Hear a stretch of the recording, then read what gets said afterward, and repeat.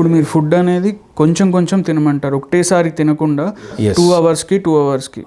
లేదంటే per day 5 times a day meal. Sir ఒకటేసారి తినటం వల్ల డిసడ్వాంటేజెస్ ఏంటి, కొంచెం కొంచెం తింటే ఎలా ఉంటుంది హెల్త్? సో ఒకటేసారి తినడం వల్ల ఏమవుతుందంటే, ఒకటి మీకు బాడీ మెటబాలిజం చాలా ఫాస్ట్గా అయ్యి ఎక్కువ అబ్జార్ప్షన్ ఉండి ఎక్కువ క్యాలరీస్ కన్జ్యూమ్ అవుతుంది.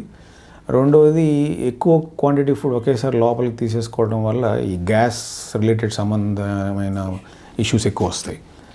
మూడోది ఈ లేట్ నైట్ తినేసి మనం పడుకుంటాం. సో దానివల్ల ఏంటంటే బాడీ మెటబాలిజం ఫాస్ట్గా స్లోగా మెటబాలైజ్ అవుతుంది. దానివల్ల అబ్జార్ప్షన్ తగ్గి ఈ ఫ్యాట్ డిపాజిషన్ ఎక్కువ అవుతుంది బాడీలో. సో దానివల్ల 5 times a day, అంటే జనరల్గా బ్రేక్ఫాస్ట్, లంచ్, డిన్నర్ అంటాం.